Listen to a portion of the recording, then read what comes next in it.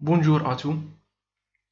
Dans cette vidéo, je terminerai la partie 3 de l'étude d'une station de pompage alimentée à l'énergie solaire sur la chaîne électromécanique et technologie. Abonnez à la chaîne électromécanique et technologie. La partie 3, c'est le hacheur série.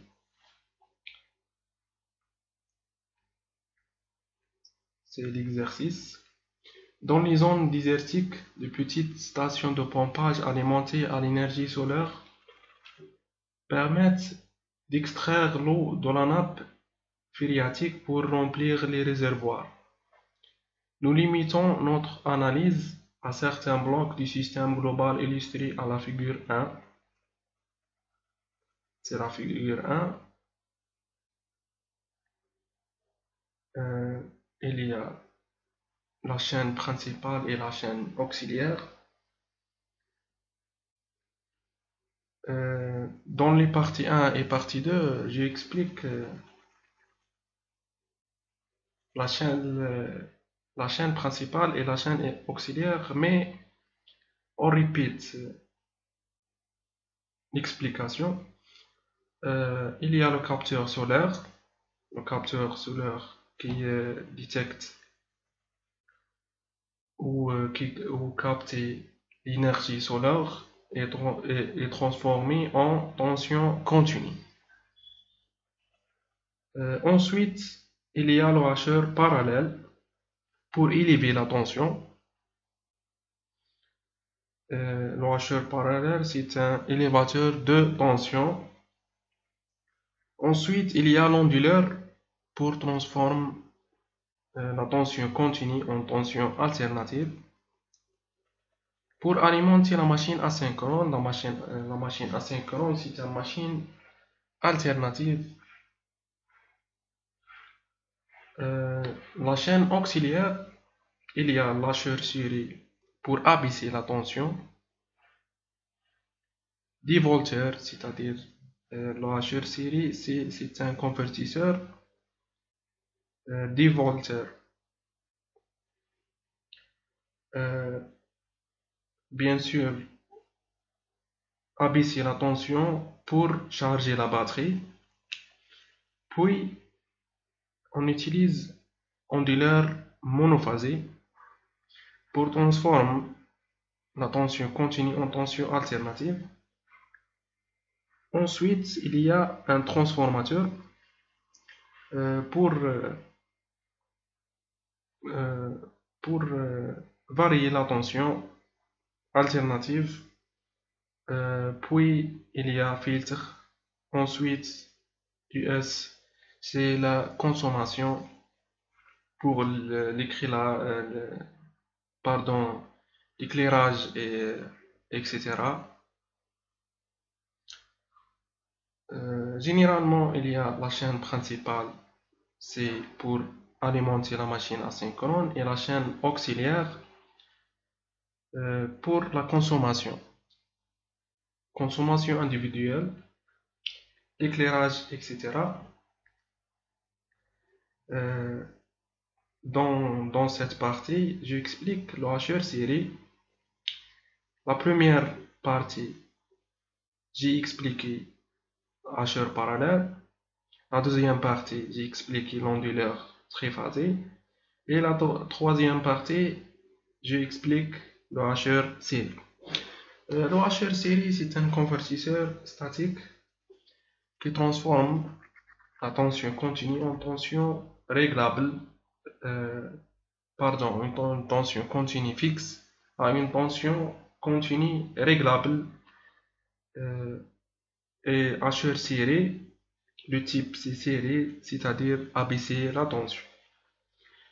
Il y a l'interrupteur, c'est le transistor ou thyristor.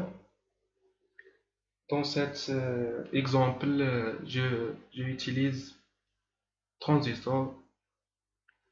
Et le diode, le rôle de ce diode, qui assure la continuité de courant, et la bobine, La bobine, c'est une source de courant. Et ici, c'est source de tension. C'est le hacheur serré. Le rôle, c'est charger la batterie.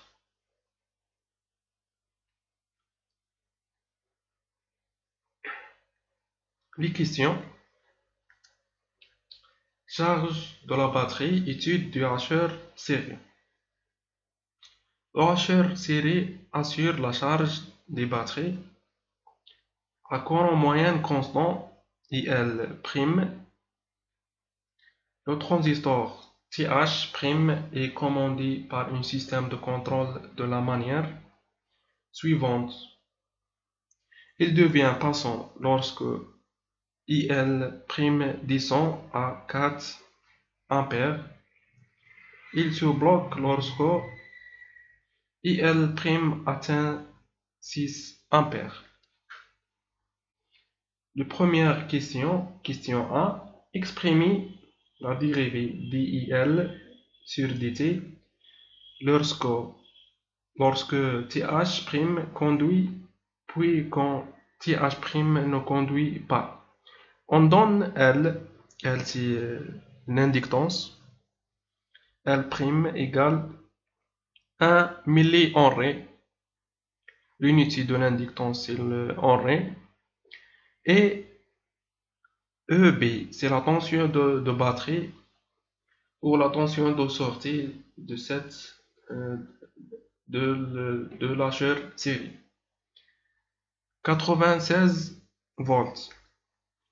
Et IL0, IL'0 égale 4 ampères.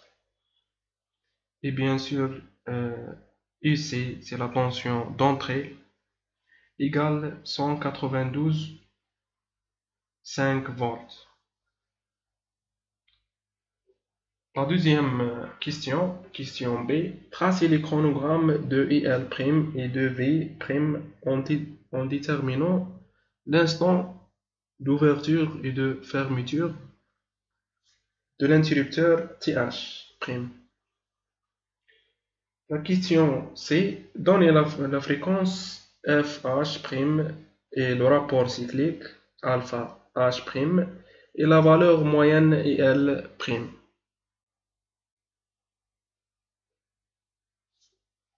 C'est les réponses.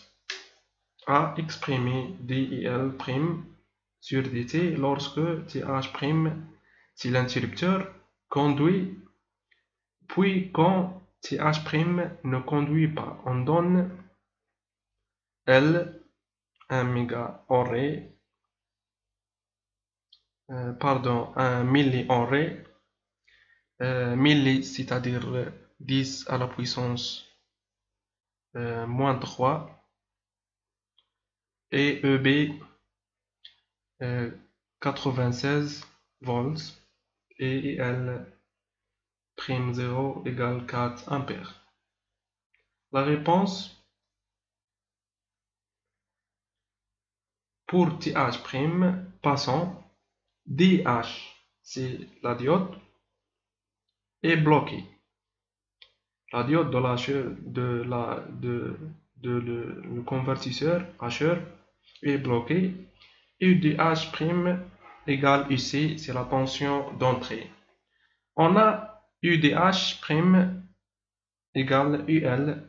UL, c'est-à-dire la tension aux bornes de l'inductance, plus EB. C'est la tension EB, c'est la tension de batterie. C'est la sortie. Donc, la dérivée de IL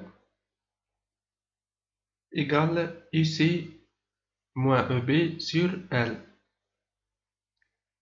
DIL sur dt, c'est la dérivée égale 96,5 fois 10 à la puissance 3.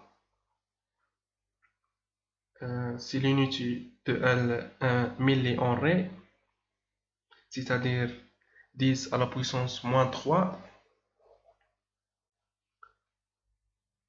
Et UC égale 192,5 moins EB, c'est 96. Et le résultat, 96,5 fois 10 à la puissance 3, c'est kilo. 10 à la puissance 3, c'est le kilo. Pour TH prime, deuxième cas, bloqué, DH prime et passant, UDH prime égale 0 volts. On a UDH prime égale UL plus EB, donc DIL prime sur DT égale moins EB sur L, parce que UC égale 0. Moins EB sur L, le résultat c'est moins 96 fois 10 à la puissance 3. On passe à la question B. Tracez les chronogrammes de IL' et de V' en déterminant l'instant d'ouverture et de fermeture de l'interrupteur TH'. La réponse: d'après l'analyse précédente, les chronogrammes seront, c'est le chronogramme de IL', c'est la valeur maximale 6 ampères et la valeur minimale 4 ampères. C'est l'ondulation. Et bien sûr le temps T1' et T'. T, c'est la période. Et le chronogramme de V, dans la tension V, V' de T, UC, et 0 et UC. C'est le chronogramme. Ensuite, calcul de T1'. Pour TH' passant, on a la dérivée de IL' égale 96,5 fois 10 à la puissance 3, c'est-à-dire on utilise l'intégration. IL de T égale 96,5 fois 10 à la puissance 3 fois T moins 0 plus 4. À l'instant T égale T1',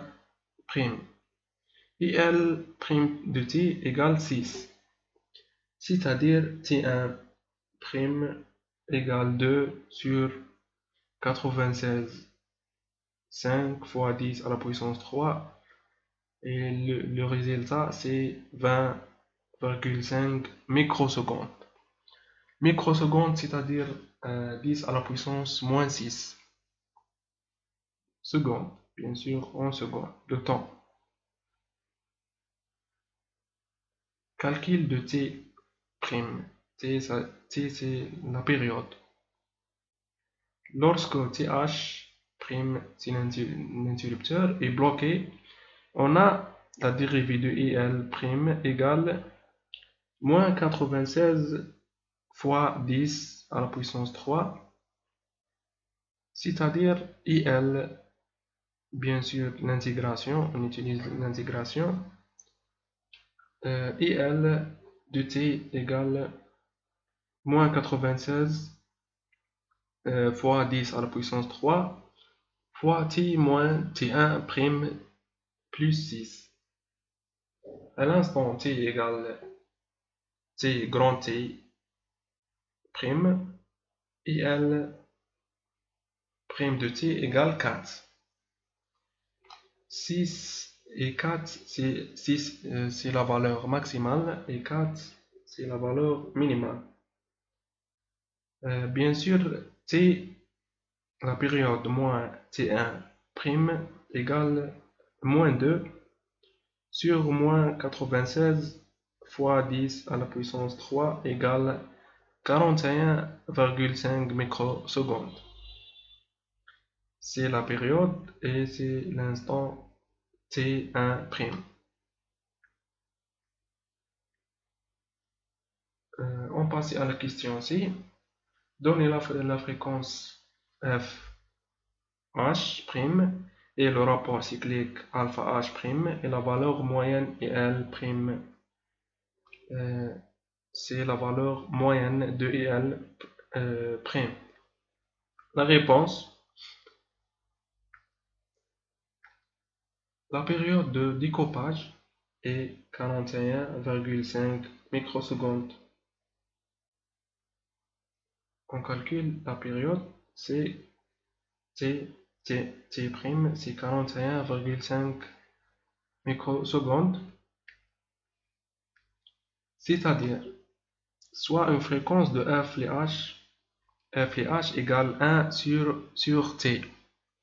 1 sur t', c'est-à-dire 1 sur 41,5 fois micro, c'est-à-dire fois 10 à la puissance moins 6 égale 24 kHz. L'unité de la fréquence, c'est le Hertz. Ensuite, la durée de transition est 20,5 microsecondes. 20,5 microsecondes, c'est T1'. T1' égale 20,7 microsecondes, c'est-à-dire le rapport cyclique alpha h égale T1' sur T. C'est la relation de le rapport cyclique alpha h. Application numérique, c'est-à-dire 20,7 sur 41,5. Et bien sûr, micro sur micro égale 0,5. Alpha h égale 0,5. Ensuite, la valeur moyenne IL' égale 6 moins 4.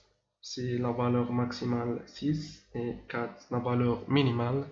6 moins 4 sur 2 égale 5 volts. Et abonnez à la chaîne électromécanique.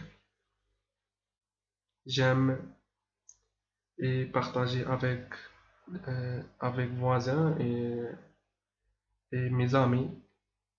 Et merci.